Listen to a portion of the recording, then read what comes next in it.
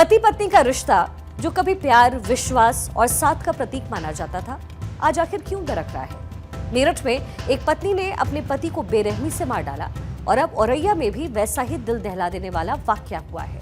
आखिर क्या हो रहा है हमारे समाज में, क्यों कमजोर पड़ रहे हैं पति पत्नी के ये रिश्ते। पहले मेरठ की घटना, जहां पर मुस्कान रस्तोगी ने अपने पति सौरभ राजपूत को प्रेमी साहिल शुक्ला के साथ मिलकर मार डाला। सौरभ को नशीली दवा दी, चाकू से गोदा और फिर शव को सीमेंट से भरे हुए ड्रम में छिपा दिया। इसके बाद दोनों हिमाचल में छुट्टियां मनाने निकल गए। फिर औरैया का मामला आता है। 19 मार्च 2025 को प्रगति नाम की महिला ने शादी के सिर्फ 14 दिन बाद अपने प्रेमी अनुराग के साथ मिलकर पति दिलीप यादव की हत्या कर दी। दोनों मामले एक जैसे ही हैं, विश्वासघात, प्रेम प्रसंग और बेरहमी। लेकिन सवाल है कि क्या ये सिर्फ दो घटनाएं हैं या समाज में कुछ गहरे बदलाव की ओर इशारा है।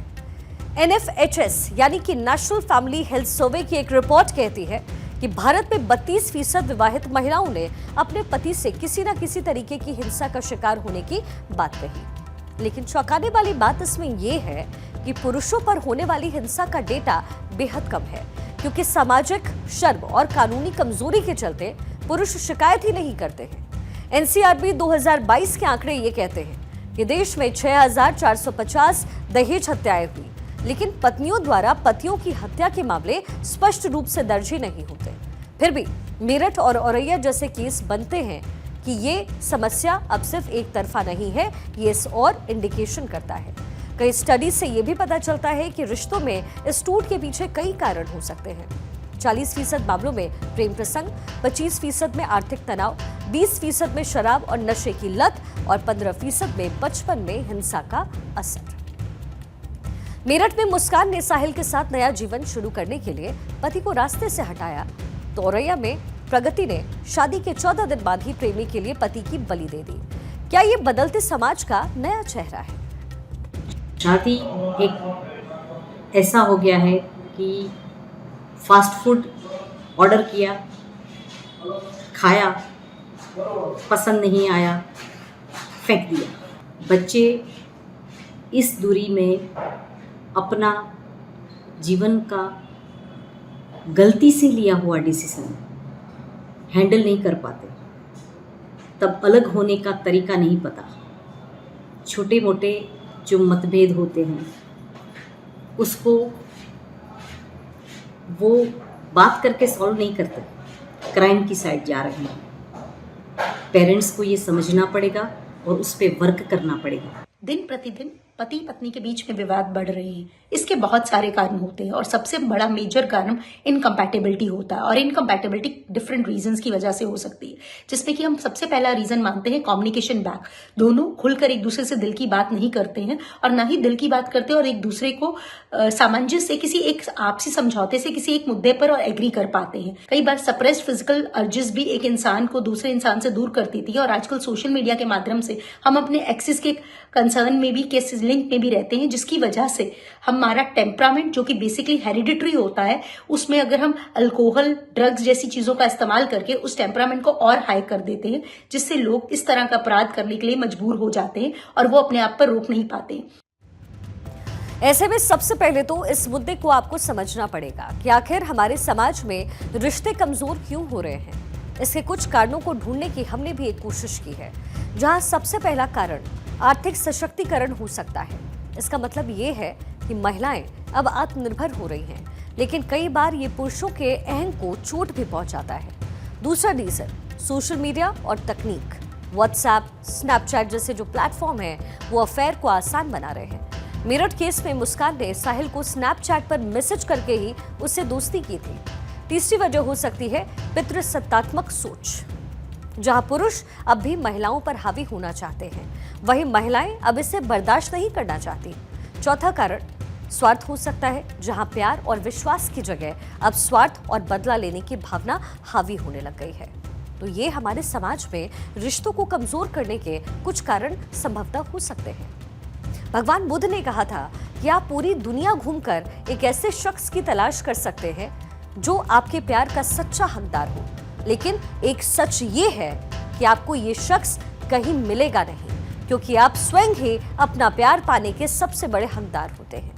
यानी जो व्यक्ति खुद से प्यार नहीं कर सकता, वो व्यक्ति भला दूसरों से क्या प्रेम करेगा। और यही वजह है कि जो लोग खुद से प्यार नहीं करते और दूसरों की तरफ से दिए गए दुख को ही अपना सबसे बड़ा दर्द मान लेते हैं, वो अक्सर आत्महत्या जैसा कदम उठाते हैं।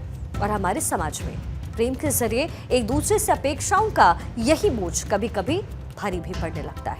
और इसके लिए अब हम आपको कुछ आंकड़े दिखाना चाहते हैं। इन आंकड़ों से आपको ये पता चलेगा कि हमारे समाज में पति पत्नी के बीच की जो डोर है वो अब कितनी कच्ची होती जा रही है। NFHS की रिपोर्ट ये कहती है कि 24% भारतीय पुरुषों ने माना है कि उन्होंने कभी ना कभी अपनी पत्नी पर हिंसा किया है।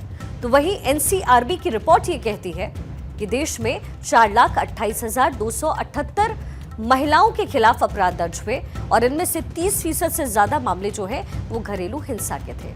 और यहाँ एक चौंकाने वाला सच ये भी कि मेरठ और औरैया जैसे मामले अब शहरी ही नहीं है, बल्कि गांव के इलाके यानी ग्रामीण इलाकों में भी तेजी से बढ़ रहे हैं। ये घटनाएं सिर्फ खबरें नहीं हैं, बल्कि हमारे समाज का एक दर्दनाक सच हो गया है। रिश्तों को बचाने के लिए जरूरी है संवाद, विश्वास और सम्मान। सरकार को चाहिए कि पुरुषों और महिलाओं दोनों के लिए घरेलू हिंसा के खिलाफ सख्त कानून बनाए। साथ ही हमें अपने बच्चों को नैतिकता और सहानुभूति सिखानी पड़ेगी, वरना ये जो दरार है वो और चौड़ी होती जाएगी। और इसके साथ ही आज हम एक बात और क्लियर कर देना चाहते हैं कि पति पत्नी के बीच कमजोर होते रिश्ते के लिए हमेशा पतियों को ही जिम्मेदार ठहराना ये कतई ठीक नहीं है। और क्योंकि हमारा जो समाज है इस तरीके से तैयार हो चुका है जहां पुरुषों की बात कम सुनी जाती है और कानून भी अक्सर महिलाओं के पक्ष में खड़े होकर के अपनी बातें कहता है। ऐसे में आज हम ये भी कहना चाहते हैं कि आप जरा सोच कर देखिए, पुरुष होते तो इंसान ही हैं। हमारे देश में समानता की बात की जाती है, महिलाएं हर मामले में पुरुष के बराबर खड़ा होना चाहती है और ये बिल्कुल ठीक बात भी है। लेकिन क्या हमारे देश में पुरुषों के कंधे पर आने वाली जिम्मेदारियों का भी समान बंटवारा हो सकेगा? और जो लोग ये सोचते हैं कि पुरुष तो सहने के लिए ही बने हैं और वो सह लेंगे, तो सीधा जवाब सुनिए कि पुरुष इतना बोझ नहीं सह पाते हैं। हमारे देश में आत्महत्या करने के कुल मामलों में 72% सिर्फ पुरुष हैं और इसमें से भी 57% आत्महत्या के कारण आर्थिक तंगी की होती है। एक पुरुष परिवार का मुखिया होता है और जब परिवार में आर्थिक समस्याएं आती हैं तो उसका सीधा यानी डायरेक्ट असर किसी पर पड़ता है तो वो पति ही होता है। इसके बाद भारत में हार्ट अटैक से होने वाली मौतों के मामले में भी 86% मामले में मौत सिर्फ पुरुषों की होती है।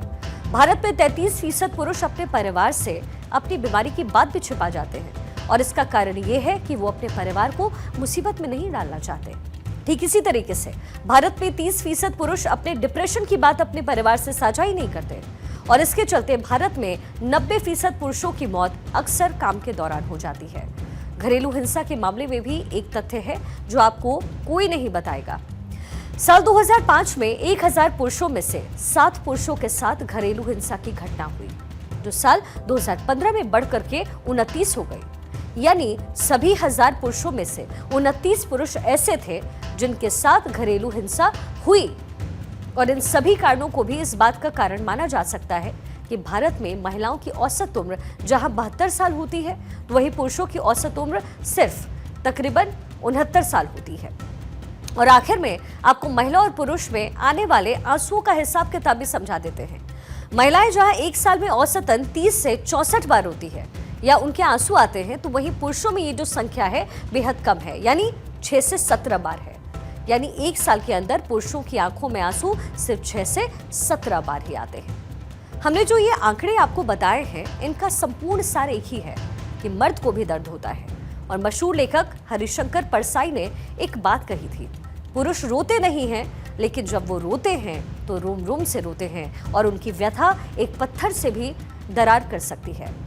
इसलिए आज हम ये बात कहना चाहते हैं कि पुरुषों को भी उतने ही प्रेम की आवश्यकता है जितनी कि महिलाओं को है। और अगर हम इस बात को समझ गए तो मेरठ या फिर औरैया में जो हुआ है वैसा किसी और पुरुष के साथ ना हो।